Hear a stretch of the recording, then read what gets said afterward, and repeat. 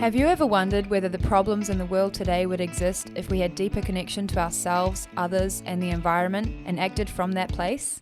Welcome to the Conscious Action Podcast with your hosts Brian Berneman and Kayla Greenville, who believe that connection is the key to taking conscious action as individuals and creating a better world.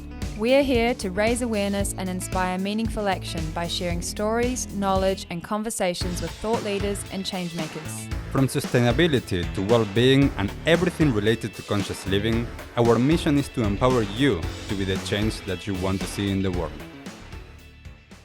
Welcome everyone to a new episode of the Conscious Action Podcast. I am Brian Berneman, your host, and for this episode, this is a solo episode that I'm going to be sharing a little bit on wholeness and what the path of healing is about and what has been my experience on working on myself and working with lots of people throughout the years.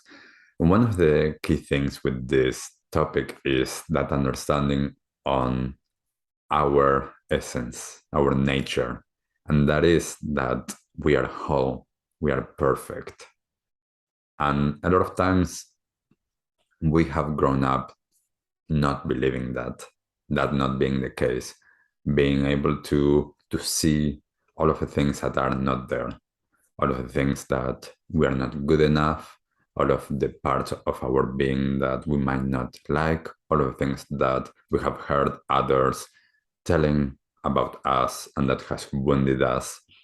So outside of all of that, or alongside all of that, is that place of wholeness, that place that nobody can touch in a sense.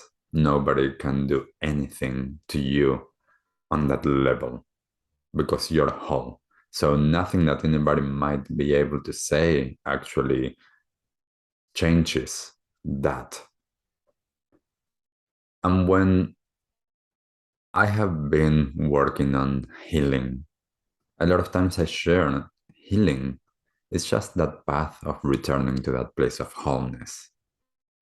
There is a recognition that what we're doing is we are integrating and we are allowing and we are processing everything so that we can include all of these different aspects, all of these different parts, all of these different experiences into that place of wholeness. So returning there is that path of healing. It's one of the things that, from my experience with Tibetan Buddhism, that enlightenment is not something that is outside that we need to go and find. Enlightenment is recognizing that that's our true nature. We are Buddhas. We have that Buddha nature. And all that I need to do is take out all of these veils that are preventing me from seeing that true nature of who I am, that true nature of who you are. And understanding as well that, yes, we have been conditioned in a lot of different ways, and we have a lot to unpack, a lot of those veils to take out, a lot of that mud to wash away, a lot of those wounds to heal, to integrate, to process, a lot of those traumas to actually work through. And it takes a lot of times courage to be able to do that work, because it might be intense. There might be a lot that comes up. And this is one of the things that I have recognized a long time ago, that I don't need to do this alone. There's others that can support me, others that know something specific, whether that is a healing technique or a therapy or sharing a yoga class or a meditation teacher or a mentor, a coach, a guide, my parents, friends, family. I don't have to do all of this alone. And that is one of the things that we tend to do in this very individualized society. We tend to try and do everything by ourselves. So I encourage you to seek out support, to not try to do everything by yourself. Now, that doesn't mean not taking responsibility. We are the ones that need to do our own work. Nobody can do it for us. Nobody can help us to process and integrate if we are not willing to do that.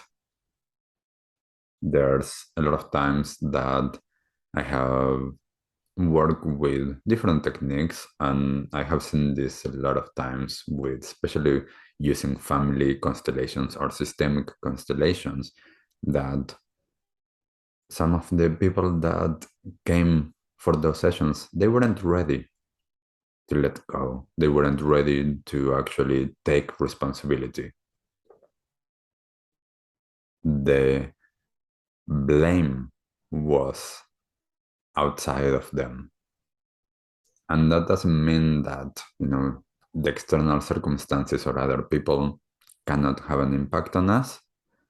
Yet we need to take responsibility for our experience and how we are experiencing all of that. How are we responding or actually reacting to life if we are in automatic pilot, if we are living unconsciously? So, noticing when the time is right for you to do that healing work, because it might, as I said, take courage to do that. And as well, it takes a lot of trusting and surrendering to the fact that, what I don't know, I don't know. And there's a lot of unconscious behaviors, there's a lot of unconscious patterns, there's a lot of unconscious beliefs that I need to work through. There is a lot of things that came before from my childhood, from my past lives, from my ancestors that are here with me. And this world of the unseen, a lot of times, is challenging because we need to trust it. We need to surrender to the fact that there's more than what we can touch, see, taste, smell, hear. And it takes that trust as well to come back to that place that we are whole, that we are enough, and not only just enough, that we are amazing, beautiful, magnificent beings.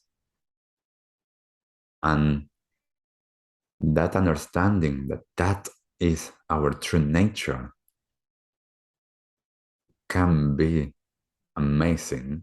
And as well, it can be a lifetime of work, of trying, of experimenting. And that doesn't mean that it needs to necessarily be hard. It can be easy as well. It can be super fast. It can be slow. We're all different. What our path and our journey is unique. But I encourage all of us to be able to see beyond what we might be looking at all of the time. See beyond the negativity, the inner critic, the outer critics, seeing beyond what society has taught us, questioning certain things that we take for granted, that they are that way. So when we are doing this path of healing, what do we do? Well, it's very different for everyone. I had to first return to my body. I had to do a lot of practices that made me return to my body so that I could actually feel, so that I could experience things, not just thinking. Then expanding my awareness, then being able to go to different practitioners and experiencing energy, experiencing that healing, that I couldn't explain it. I was experiencing it. Feeling the energy in the space, touching it, allowing all of that gave me an understanding that there was more. Connecting and opening to the field of possibilities connected me to different energies and different beings. That's how I can facilitate a lot of the sessions that I work with people.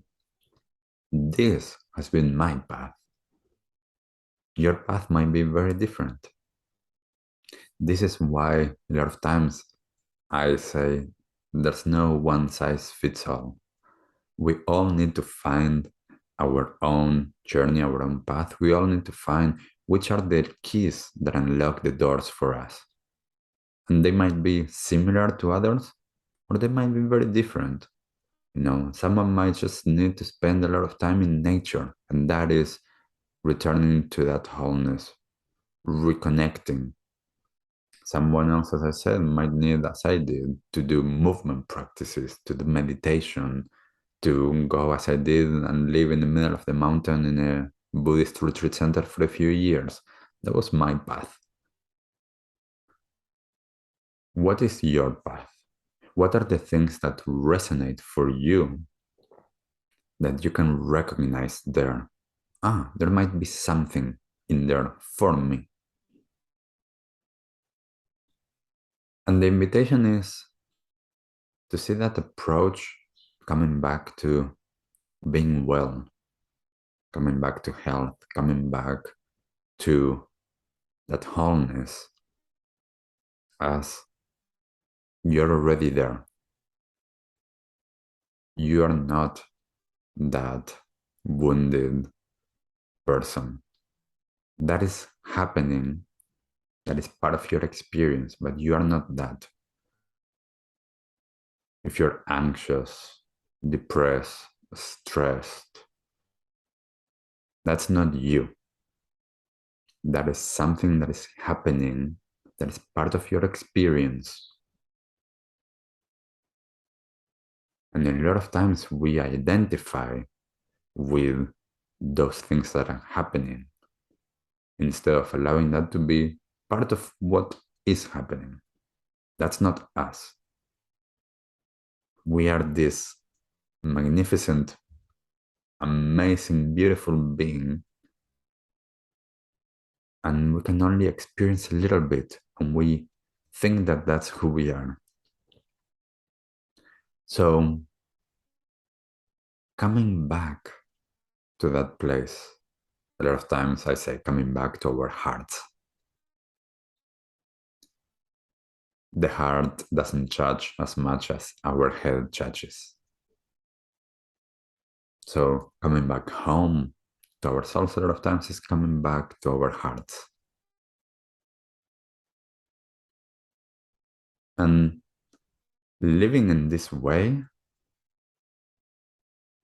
it takes, as I said before, a lot of courage, but also it's kind of like going against the system, going against what everybody's telling us, going against what the mainstream system is all about.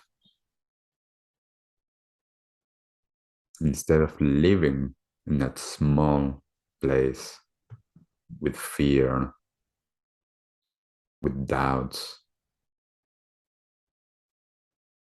inviting ourselves to live in that big space, that place that is full of potential, full of possibilities, things that we cannot even imagine. When we allow that to happen, that doesn't mean that life ends up being completely easy, no challenges anymore. Circumstances are circumstances. How we're being with that, that's what changes. Our energy levels changes when we allow that opening to take place, that change of perspective to take place. Seeing things from a higher, bigger place. To understand what's behind certain patterns, certain things. What's underneath that? Why am I on my own way? And when I can recognize that it's me, that it's in my own way, then I can actually do something. I can take responsibility for that. And I can do whatever it is that works for me to be, to come back to that place, to come back to my true nature. So I would love to know, what are the things that you have been doing that have worked for you? How have you been? What are the tools, the techniques that support you? And when we recognize something that is supporting us, noticing if we're actually doing it or if for some reason we are not. A lot of times I talk to a lot of my clients and they recognize that something really helps for them to stay well, for them to have energy during the day, to have clarity during the day, to feel really, um, like well and energized. And some days they don't do that. So then the question is, why not? If I understand that doing certain things help me to stay in that way that I want to be, why don't I do that? Or why don't I do every day that? Seeing what's in the way, seeing what's underneath, seeing what's behind that. Because again, there's a lot of things that are unconscious. This is why I work a lot with what came before, working with my ancestors, working with the systems that are part of me. Because those external systems have been internalized. So I believe them. We all believe them. That's how the system continues, because we all believe them. So questioning, seeing beyond that, allowing an understanding that is different, choosing differently, doing things in a different way, and allowing ourselves to be our unique self. We can do whatever we want in a sense. And actually, if we are not being ourselves, we are preventing everybody else from our own gifts, from our medicine. We've been taught so much that we need to do this, we need to do that, we have to do this, we should be doing this. What if we don't go with that? We might go with some of those things because that might be our things, but not all of that. So just looking into your life and seeing what are those things that actually work for you, that serve you at this moment. What are those things that perhaps you need to question, perhaps you need to change, perhaps you need to let go of? When we start to do all of this, we can see very differently. Life starts to be different. Our energy levels are different. We can be in a state of more gratitude and appreciation, seeing the beauty that is all around us, being able to go more towards what is light instead of towards the density, allowing ourselves to magnetize those things that are fulfilling, that bring meaning into our lives. One of the things that I think is really important is that you are not the doer, you are the experiencer of reality. Your role, my role, is to just experience. That is why we're here, to experience life. Everything that life has to offer, what this world has to offer. And I think that when we allow ourselves to be in that place of wholeness, we can also recognize that in others. Seeing how a lot of things that we might think that are negative, that are wrong, that are bad, those are things that people are playing out because they are not seeing themselves in that place. They are playing out behaviors and patterns that are not even theirs. Those are unconscious things. And to be able to create change, can we be in relationship with others, seeing them as that whole beautiful being instead of seeing those traumas, those wounds, those challenges? Because that is not who they are. Yes, there are things that they are playing out. Yes, there are things that are part of their experience. That's not who they are in their essence. So if I can recognize this on myself, I can recognize this on others. This is that, be with others or do to others what you want for them to do to you. So how we want to be with others as well might reflect back on us. And for me, if we want to change a lot of the things that are happening in the world, at least from a perspective, from changing our awareness, our consciousness, then that is what creates the changes here on the material side.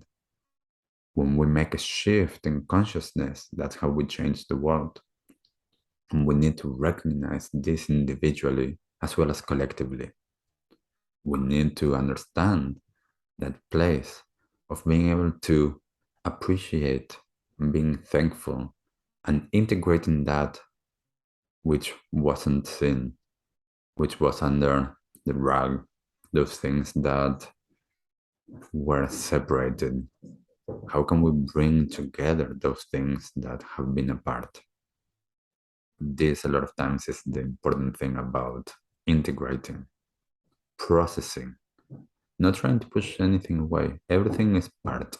As I say, we are experiencing all of it. So just noticing everything and then being able to hold it in our hearts and choosing, is this the way that we want to move forward?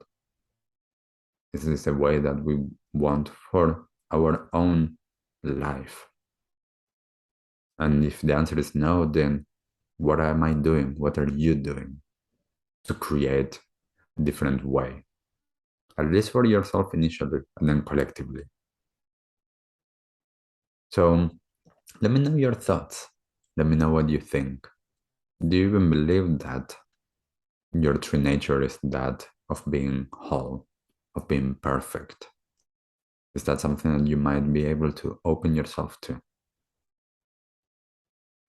If you, as I shared earlier, if you're doing any practices, anything that has helped you, please share it. That might help someone else. They might recognize that a certain technique or a certain thing that you're doing might be the key for them to unlock their next stage and to unlock their next best version of themselves, to unlock their full potential.